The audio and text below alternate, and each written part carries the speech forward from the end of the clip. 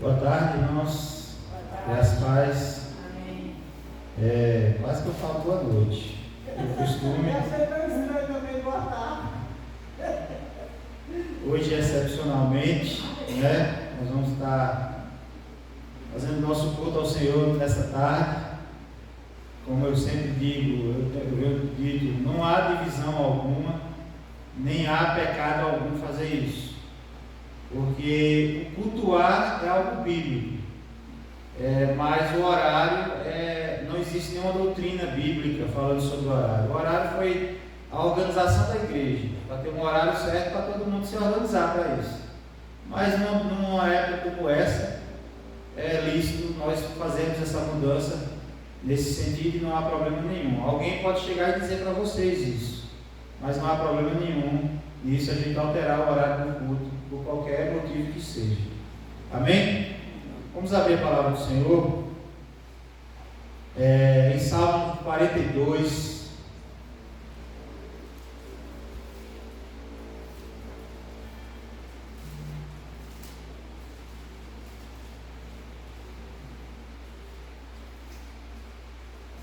Salmo número 42. Diz assim a palavra do Senhor: como suspira a costa pela corrente das águas, assim por ti, ó Deus, suspira a minha alma. A minha alma tem sede de Deus, o Deus vivo. Quando irei e me verei perante a face de Deus? As minhas lágrimas têm sido o meu alimento dia e noite, enquanto me dizem continuamente: o teu Deus onde está? Lembro-me destas coisas e dentro de mim se me derrama a alma de como passava eu com a multidão de povo e os guiava em procissão à casa de Deus. Entre gritos de alegria e louvor, multidão em festa, porque estás abatido, a minha alma, porque te perturbas dentro de mim. Espera em Deus, pois ainda o louvarei. A Ele, meu auxílio e Deus meu. Amém?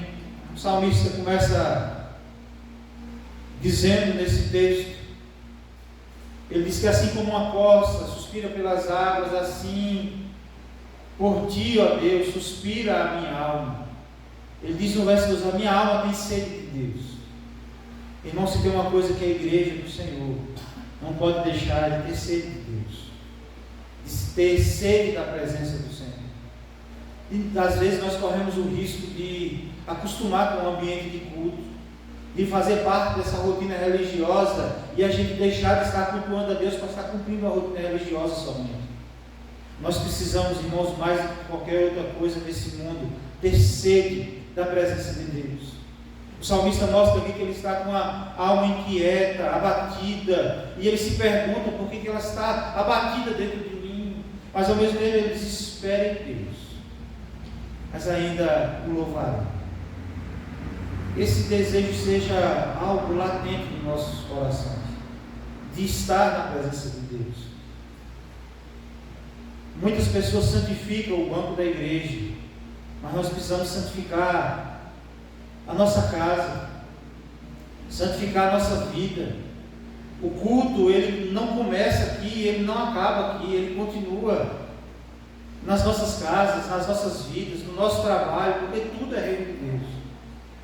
E viver com sede de Deus em todas as áreas das nossas vidas, isso vai fazer diferença em nossas vidas, em todas as áreas.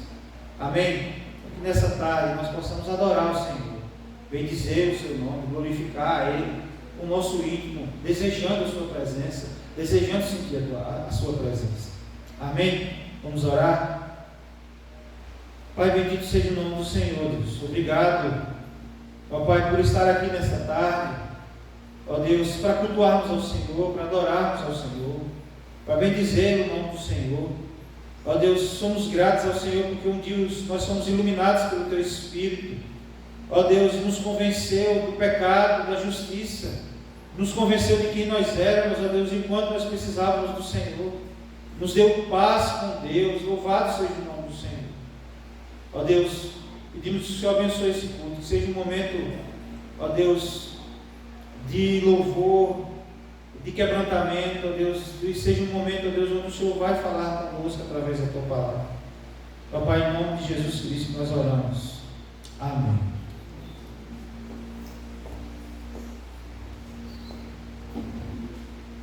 Graça e paz, amém? Amém. Bom estarmos na casa do Senhor para juntos adorarmos a Ele. Vamos nos colocar de pé, celebrando a Ele com alegria, com inteireza de coração, porque Ele é santo. Vamos declarar que confiamos nele. E os que confiam no Senhor são como o monte e o Senhor. Nossa barca, que está assim.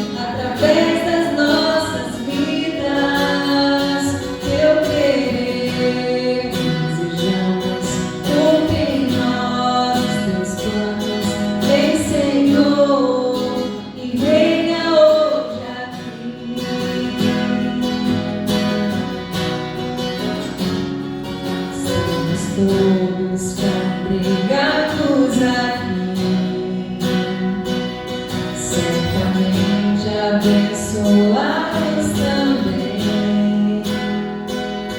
Há um clima, uma esfera de amor, uma força que se move entre nós. Ao novo Deus está por fazer. A este povo a quem muito quer ver, seu Espírito Ele vai derramar numa igreja forte, edificar pra louvor de sua glória. Vem, Senhor, sua história escrever através das nossas vidas. Teu querer desejamos, cumpre em nós os teus planos. Vem, Senhor, e reina hoje aqui pra louvor de sua glória. Vem, Senhor, sua história escrever através das nossas vidas. Teu querer desejamos, cumpre em nós os teus planos. Vem, Senhor, e reina hoje aqui. Vem, Senhor, vem, Senhor, vem, Senhor, e reina hoje aqui. Vem, Senhor, vem, Senhor, vem, Senhor, e reina hoje aqui. Reina, Senhor Jesus, reina sobre nós, reina sobre os nossos corações, sobre a nossa mente. Possamos, dia após dia, dar continuidade ao ministério do Senhor nessa terra, até a vinda gloriosa do Senhor. Nos capacita, nos fortaleça, aqueça os nossos corações, ó Deus, em nome de Jesus, em nome de Jesus. Fazemos parte dessa história, fazemos parte desse povo que anuncia, propaga as boas novas de salvação, até a vinda gloriosa do nosso Senhor e Rei. Tens um nome sobre todo nome, e no trono do universo tu estás. Teu domínio é para sempre, e diante de tua glória tudo se dobrará. Porque diriam as nações, onde está o teu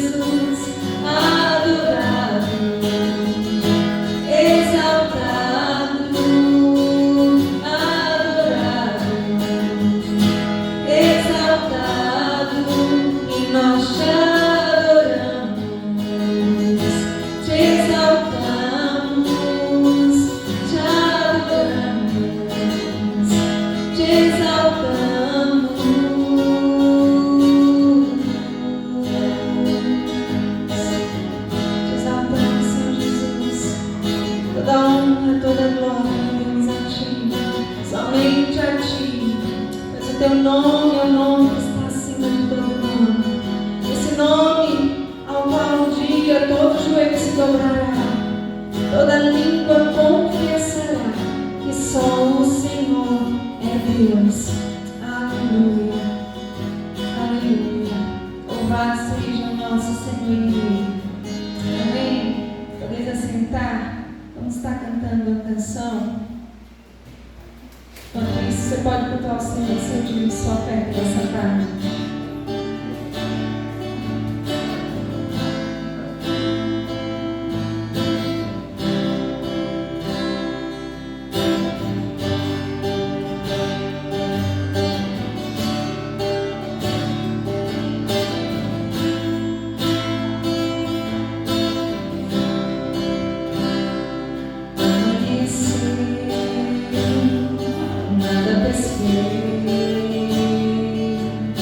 Parecia ser apenas mais um dia como qualquer outro.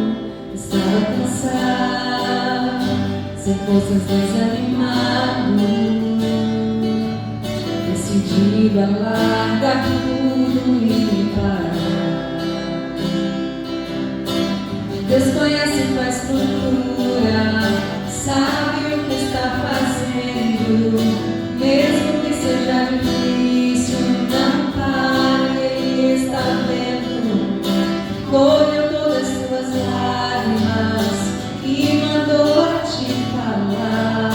Pegue que Ele te entregou e volte para o mar, que é o seu lugar. Quem mandou largar a rede, quem mandou você parar, volte para o mar alto, no lugar da tua vergonha eu vou te honrar.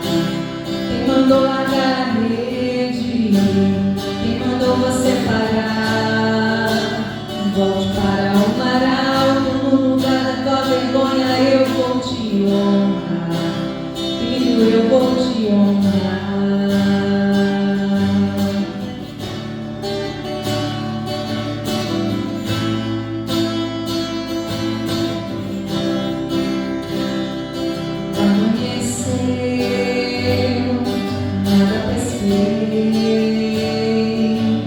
Parecia ser apenas mais um dia como qualquer outro. Estava cansado, sem forças, desanimado,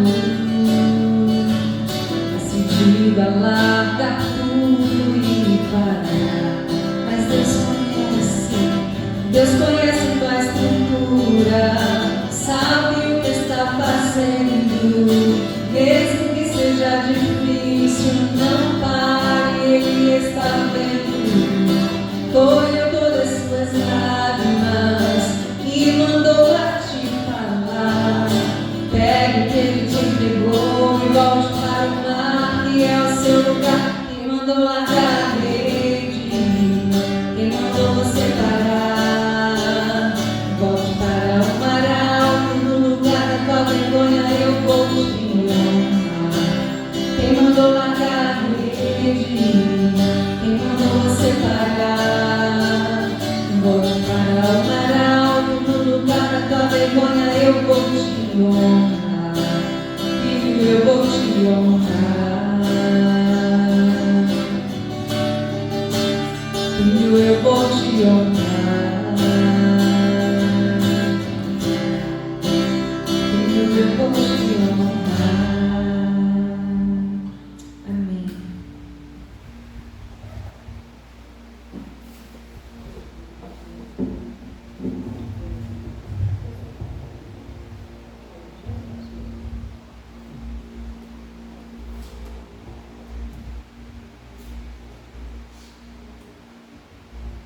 Vamos abrir a palavra do Senhor em Lucas,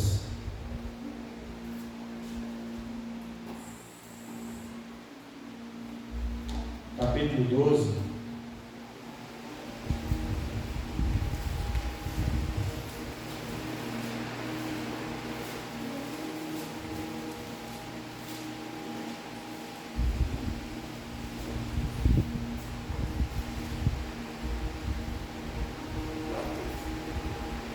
Lucas capítulo 12.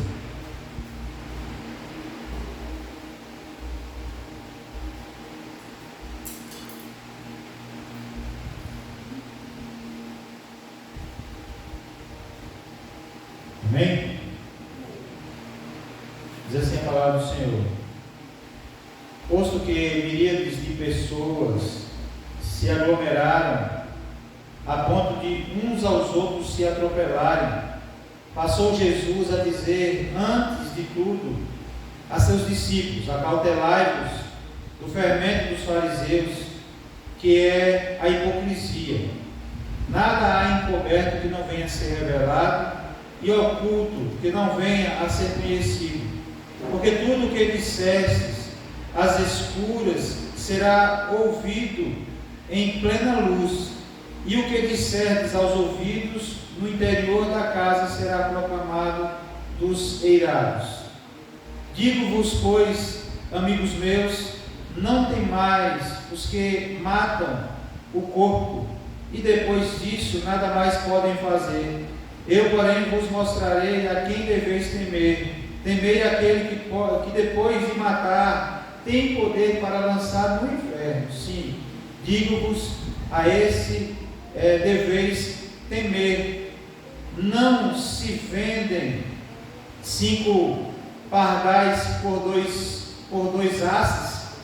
Entretanto, nenhum deles está em esquecimento diante de Deus. Até os cabelos da vossa cabeça estão todos contados. Não temais, bem mais valei do que muitos pardais. Digo-vos ainda, todo aquele que me confessar diante dos homens, também o Filho do Homem o confessará diante dos anjos de Deus. Mas o que me negar diante dos homens será negado diante dos anjos de Deus. Todo aquele que proferir uma palavra contra o Filho do Homem, isso lhe será perdoado, mas para o que blasfemar contra o Espírito Santo, não haverá perdão. Quando vos levarem às sinagogas e perante os governadores e as autoridades, não vos preocupeis quanto ao modo, porque respondereis, nem quanto às coisas que tiverdes de falar, porque o Espírito Santo vos ensinará naquela mesma hora as coisas que deveis dizer. Amém? Até aqui. Vamos orar mais uma vez. Pai, louvado seja o nome do Senhor. Nós entregamos a Ti, ó Deus, os nossos louvores, nossos dízimos e ofertas. Ó Deus, pedimos que o Senhor receba, ó Deus, como um sacrifício agradável ao Senhor. Ó Deus, pedimos agora que o Senhor fale conosco por meio da Tua palavra. Ó Pai, em nome de Jesus que nós pedimos. Amém. Bem, irmãos, o Evangelho de Lucas, ele mostra aqui Jesus caminhando para Jerusalém. Aqui a gente vê que sua popularidade cresce, mas também aumenta a hostilidade dos líderes religiosos, porque eles vão ver Jesus com tanta gente ao seu redor, e as autoridades religiosas daquela época começam a se incomodar. No final do capítulo 11, Jesus ele denunciou duramente os fariseus e escribas pela sua religiosidade hipócrita. E eles apresentavam a santidade, mas o seu coração estava distante de Deus.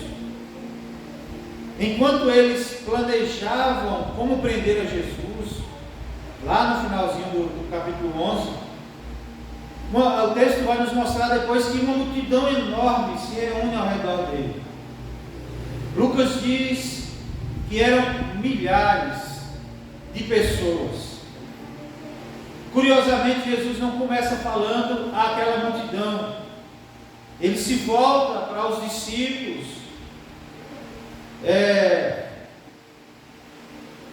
e diz, particularmente para seus discípulos, porque antes de enfrentar um mundo hostil, os discípulos precisavam examinar seus próprios corações. Não adiantava vencer a perseguição externa se fossem vencidos pela hipocrisia interna. Essa continua sendo uma necessidade da igreja ainda hoje. Nós vivemos dias em que muitos procuram parecer espirituais sem realmente viverem para Deus. A aparência tornou-se mais importante do que a santidade. E Jesus, ele ensina aos discípulos que os discípulos verdadeiros vivem diante dos olhos de Deus e não diante da aprovação dos homens. Irmãos, esse texto, o contexto histórico dele, os fariseus eram considerados o grupo mais religioso de Israel. Eles tinham enorme influência sobre o povo. Eles guardavam inúmeras tradições e eram respeitados por sua aparência de santidade. Entretanto, Jesus, ele revela que essa santidade era apenas algo de externa, que estava apenas de aparência. Aqui o texto que é citado aqui, a palavra hipocrisia, vem do teatro grego, e que significa o ator que usava uma máscara. Em outras palavras, Jesus estava dizendo que aqueles líderes religiosos da época, eles estavam na verdade sendo atores, colocando uma máscara. É assim que muitos vivem ainda nos dias de hoje, vivendo uma máscara, uma santarronice que na verdade não existe. É apenas exterior, mas o seu interior está podre. Essa imagem, irmãos, resume bem, perfeitamente o ensino de Cristo. A religião pode colocar máscaras sobre o pecado, mas nós aprendemos aqui que Deus vê o nosso coração. Amém? João Calvino, ele escreveu: não há mais detestável diante de Deus do que uma piedade fingida. Irmãos, nesse texto, Jesus, ele apresenta 3 verdades que devem governar a vida de um verdadeiro discípulo. 3 verdades que esse texto nos mostra que devem governar a vida de um servo de Deus, de um crente. Amém? A primeira verdade que nós aprendemos com esse texto aqui é que o discípulo verdadeiro vive sem hipocrisia. O texto diz: acautelai-vos do fermento dos fariseus, que é a hipocrisia. Por que Jesus diz isso, irmãos? Porque o fermento, ele atua silenciosamente. Pouco a pouco ele invade toda a massa. Quem já fez pão aqui sabe muito bem como é isso. Assim também acontece com a hipocrisia. Ela começa pequena, depois ela domina toda a vida. E os fariseus pareciam santos, mas na verdade não eram. Pareciam homens de Deus, mas na verdade não eram. Eles eram homens que influenciavam, mas não viviam uma vida de santidade. Portanto, os discípulos de Jesus não poderiam ser influenciados por aqueles homens. Por isso que Jesus diz: toma cuidado com o fermento dos fariseus, que é a hipocrisia. Cuidado com o fingimento deles. Não seja influenciado por eles, porque eles vivem uma mentira. Eles estão aí atuando, na verdade. Eles eram movidos pela busca de reconhecimento. E Jesus, ele alerta que esse pecado é extremamente perigoso, porque é invisível aos olhos dos homens. Mas aqui a gente aprende também que ele pode ser invisível aos olhos dos homens, mas é visível aos olhos de Deus. Amém? O que é hipocrisia? É aparentar uma espiritualidade que não tem, uma vida que não tem. É servir para ser visto. É cantar sem adorar, para se amostrar com sua belíssima voz. É orar para impressionar. É aqueles que falam por mais eloquência, que querem se aparecer no meio dos outros. É ensinar sem obedecer. Aquele velho ditado: faço o que eu digo, mas não faço o que eu faço. É viver um personagem. E Jesus afirma: nada há encoberto que não venha a ser revelado. Pode enganar a igreja, pode enganar a família, pode enganar o pastor, pode enganar a sociedade, mas jamais enganará a Deus. Irmãos, a pergunta para nós não é como as pessoas me enxergam, mas a pergunta deve ser: quem sou quando Deus está me vendo, olhando o meu coração? Quem sou eu quando Deus está me olhando? A pergunta certa a ser feita é essa, irmãos. A verdadeira santidade, ela não depende da plateia, ela nasce do temor do Senhor. Ela nasce quando a santidade, a nossa vida com Deus, ela permanece mesmo quando ninguém está nos vendo, mesmo quando estamos sós, sem plateia, sem ninguém enxergando, sem ninguém vendo a nós. Thomas Watson, ele vai dizer: a santidade é aquilo que somos quando nós estamos sozinhos diante de Deus. Essa é a primeira verdade, irmãos, de que o discípulo verdadeiro vive sem hipocrisia, sem máscara, sem fingimento. A segunda verdade é que o discípulo verdadeiro teme mais a Deus do que a homens. Agora, irmãos, é interessante que Jesus muda completamente o foco. Os discípulos, eles enfrentarão no futuro próximo perseguição. Olhando hoje para trás é muito fácil, mas eles não estavam tendo ideia do que eles iam enfrentar na sua vida como discípulo de Jesus. Mas os discípulos, eles enfrentariam perseguição, eles morreriam por causa do Evangelho. E é por isso que Jesus disse: não temais os que matam o corpo. O pior que um homem pode fazer é matar o corpo, mas ninguém pode tocar na alma.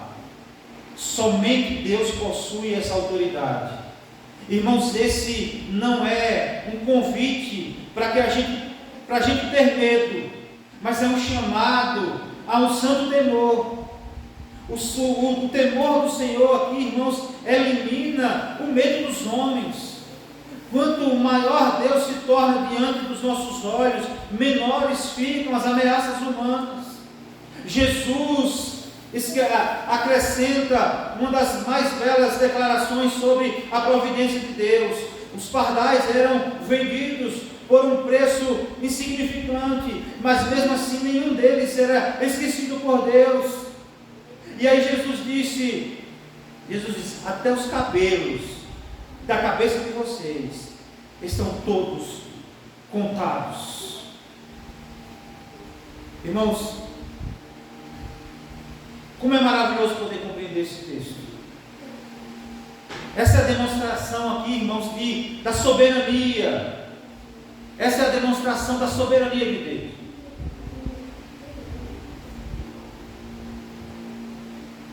Até os cabelos da nossa cabeça. Nada acontece fora do seu controle. Nada acontece fora do seu governo.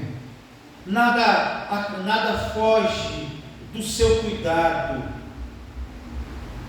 Irmãos, quando nós enfrentamos perseguições, Deus continua no controle. Deus conhece a nossa dor. Deus, Ele conhece as nossas lágrimas. Deus conhece os nossos medos. Não existe sofrimento despercebido pelo Senhor. Não existe sofrimento despercebido pelo Senhor. O Deus soberano também, irmãos, é um Pai amoroso que cuida dos seus filhos. João Calvino, ele escreveu: nada acontece por acaso, tudo é governado pela secreta providência de Deus. O pastor Luciano pregou hoje falando um pouco sobre isso também, sobre Deus poderoso, de que os planos desses religiosos aqui era tirar a vida de Jesus. Os planos deles era olha, vamos prender e vamos matar Jesus, vamos prender Jesus, mas nós não vamos fazer agora, porque na época da Páscoa lá, a cidade ficava cheia de gente, cheia de judeus. Era a alegria dos judeus, mas era a tensão maior que os romanos enfrentavam, porque pensa aí, tanta gente que enchia a cidade. mais de 5 vezes a quantidade de pessoas do que normalmente tinha. Então era uma tensão enorme. Então ele falou: nós vamos prender Jesus, mas deixa para depois dos festejos da Páscoa, porque senão vai causar um tumulto demais com o povo. Mas, irmãos, estava escrito desde o início que o Filho de Deus seria entregue como cordeiro pascal. No dia da Páscoa, o plano de Deus é maior do que os homens. Deus governa a história, irmãos, com mão forte. Nada acontece por acaso. Deus planejou e executou a nossa salvação. Amém? Deus planejou a nossa salvação e Ele está no controle de todas as coisas e Ele cuida de nós. E Ele está chamando os discípulos a falar: não tenha medo desses homens, porque certamente vocês serão perseguidos, mas não tenha medo. Não tenha medo de quem pode matar o corpo, mas tenha medo, temam aquele que pode tocar na alma, matar a alma, mandar a alma para o inferno. Quem é que ele está falando? De Deus. É só Deus que pode tocar na nossa alma. Os homens podem matar e só, mas Deus é quem pode matar a alma ou mandar a alma para o inferno. Irmãos, isso para mim é consolador para quem serve ao Senhor, porque sabemos que Deus cuida de cada um de nós. Amém? A terceira verdade que nós encontramos nesse texto é que o discípulo verdadeiro confessa Cristo com coragem. Jesus aqui, irmãos, faz uma promessa e uma advertência. Ele diz que quem confessar diante dos homens será confessado diante de Deus, dos anjos de Deus. Confessar Cristo significa, irmãos, identificarmos publicamente com Ele. Não é apenas dizer que nós somos de Cristo, porque muita gente aí afora vai dizer: eu sou de Cristo, eu sou de Jesus, mas não vivem como discípulos. Jesus está dizendo aqui que é viver como discípulos, como servos, como cristãos, parecidos com o seu mestre, e permanecer fiel mesmo quando isso custa caro. E foi o que custou para a vida daqueles discípulos, custou a vida deles.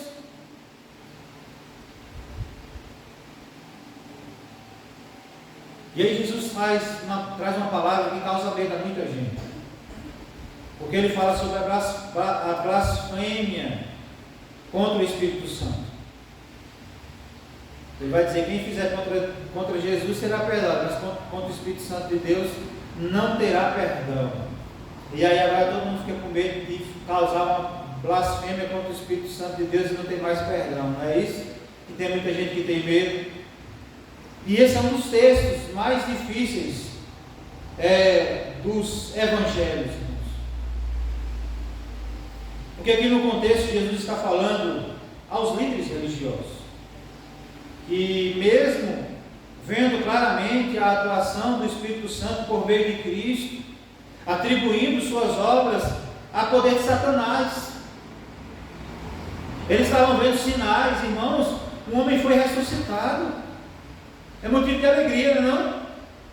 Coxos voltavam a andar, cegos passavam a enxergar, surdos passavam a ouvir.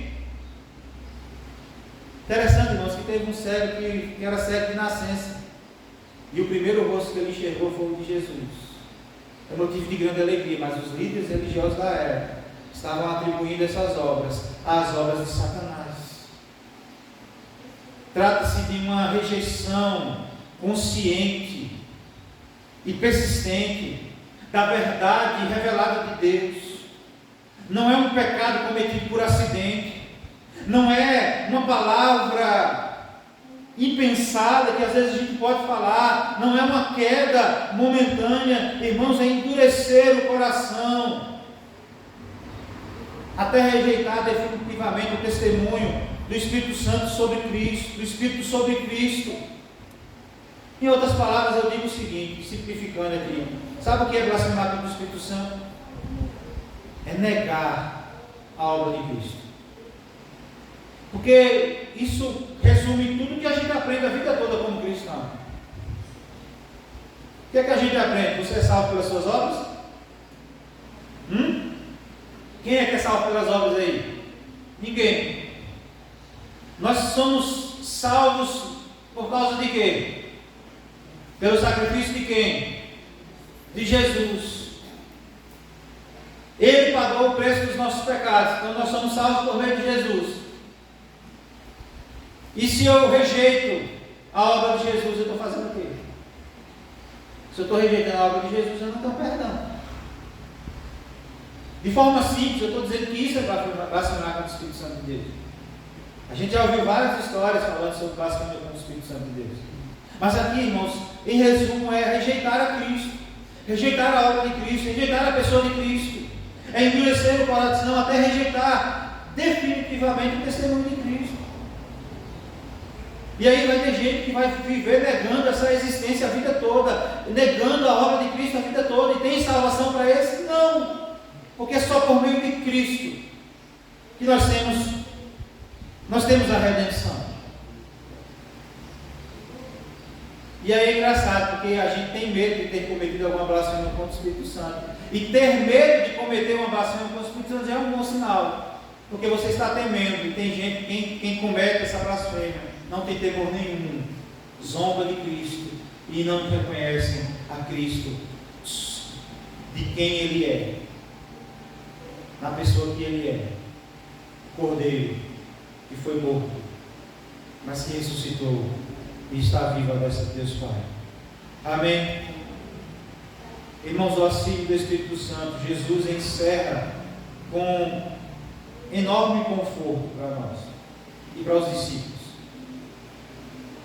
Como eu disse, os discípulos seriam levados diante de tribunais. Não deveriam confiar apenas na própria capacidade.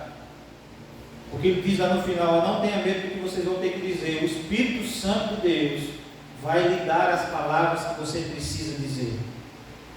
Portanto, eles não deveriam confiar apenas na sua própria capacidade. O Espírito Santo lhes daria as palavras necessárias.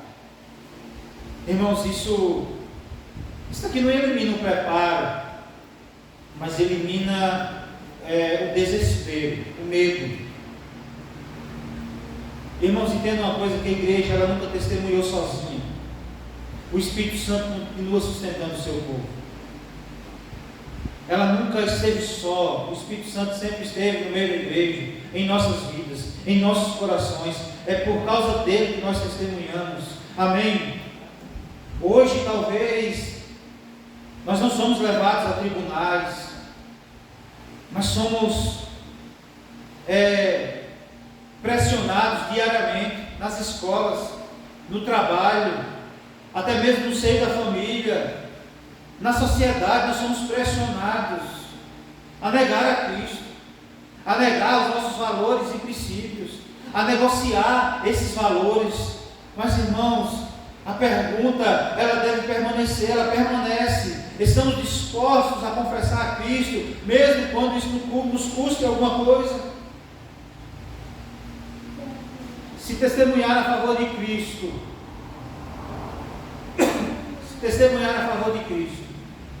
custar o seu emprego, o que é que você faz? Se testemunhar a favor de Cristo, custe a sua renda, a sua aposentadoria, o que é que você está disposto a fazer? Essa pergunta, irmão, deve ser feita, porque hoje não se cogita essa possibilidade, para nós aqui.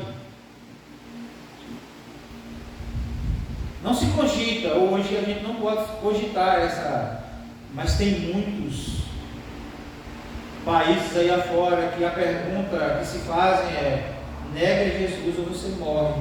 O que é que vocês acham que está acontecendo com os cristãos lá fora?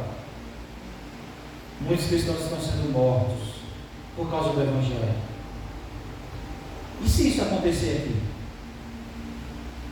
Se alguém colocar o dedo na sua cara e fazer, você negue a Cristo, ou senão você vai morrer, ou você vai perder o emprego, você vai perder sua renda, você vai perder a sua família, o que você está disposto a fazer? Eu acho que era uma família de coreanos, salvo engano, posso estar enganado sobre a nacionalidade deles, mas eles foram perseguidos e mortos por causa do Evangelho. E era uma família inteira, marido, esposa e seus filhos. E eles foram jogados numa cova profunda, e os perseguidores começaram a jogar a terra para enterrar eles vivos. E as crianças com medo, e eles consolando as crianças, não temam que daqui a pouco estaremos com Cristo. E eles começam a cantar uma canção. Todos eles. Imagine agora uma família cantando uma canção dentro de uma cova. As crianças de pequena estatura. Enquanto a terra chegava no pescoço daquelas crianças, daqui a pouco os pais paravam de ouvir a voz daquelas crianças, porque aquelas crianças já tinham sido soterradas por aquela terra. Imagina a dor desses pais. Ver primeiramente os seus filhos morrendo, enterrados vivos. Logo depois eles foram soterrados. Quem está disposto a isso, irmãos? Quando o pastor Luciano pregava hoje de manhã, eu ficava imaginando se isso acontece nos dias de hoje com a igreja do Brasil. Eu sei que seria difícil, mas uma coisa maravilhosa ia acontecer, irmãos. A igreja seria dividida entre os religiosos e os verdadeiros discípulos de Jesus. E a pergunta é: em que lado você está? Se isso acontecesse aqui, em que lado você estaria? Irmãos, Jesus aqui deixa essas três verdades para nós. Abandone a máscara. Viva um evangelho sem fingimento, com interesse de coração. Viva com sinceridade diante de Deus. Tema somente ao Senhor, não a homens. Os homens podem tirar muitas coisas, mas somente Deus pode possuir a autoridade eterna sobre a tua alma. Confesse que Cristo, com coragem, mesmo que esteja disposto a custar a sua vida. Amém? Irmãos, o texto nos chama a examinar os nossos corações e pedir a Deus que revele qualquer área das nossas vidas que talvez nós estejamos vivendo com hipocrisia. Lembre-se diariamente que Deus, de que vive diante dos olhos do Senhor, é Deus quem lhe vê. Confie na providência do Pai, até mesmo nos momentos de dificuldade, ou até mesmo nas menores circunstâncias da vida, em todas as áreas das nossas vidas. Confie na providência de Deus. Amém? Dependa do Espírito Santo para viver. Dependa do Espírito Santo para anunciar o Evangelho, para testemunhar acerca de Cristo Jesus. Amém? Cristo é o perfeito servo. Mesmo sendo Deus, assumiu a forma de servo. Nós pecamos, mas Ele não. Nós podemos usar máscara, mas Ele não usou. Cristo é o nosso mestre e é o nosso modelo. E é por isso que nós devemos ser de fato chamados de cristãos. Porque vivemos, agimos de acordo da mesma maneira que o nosso mestre viveu. Porque Ele é o nosso exemplo. Amém? Vamos orar. Queria que você baixasse a sua cabeça. Irmãos, essa mensagem ela não é apenas uma exortação. Ela é um alerta para as nossas vidas. Não é um alerta meu para a igreja, mas todos nós precisamos olhar, só meu para a igreja. Mas todos nós precisamos olhar para nós mesmos. Olhar a nossa vida como está. Se há máscaras, porque elas precisam ser retiradas. Se o mesmo fermento dos fariseus, a hipocrisia habita em nós, em qualquer área da nossa vida. E é por isso que nós precisamos colocar diante de Deus e pedir a Deus que o Senhor tire isso de nós. Amém? Vamos orar. Deus e Pai, eis aqui, ó Deus, a Tua palavra. Ajude-nos, ó Deus, a enxergar quem de fato nós somos. Que possamos, ó Deus, viver com sinceridade diante do Senhor. Ó Deus, no mundo onde existem muitos temores, ó Deus, que nós possamos temer de fato somente a Ti. Que nós possamos, ó Deus, nunca temer, ó Deus, a possibilidade de podermos confessar a Jesus, testemunhar acerca do Senhor Jesus. Mesmo que isso custe algo valioso nosso, mas que nós possamos ter coragem,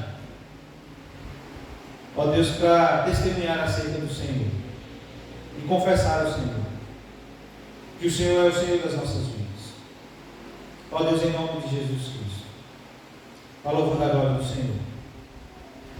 Hoje, ó Deus, que é um dia excepcional, não é um costume cultuarmos na tarde.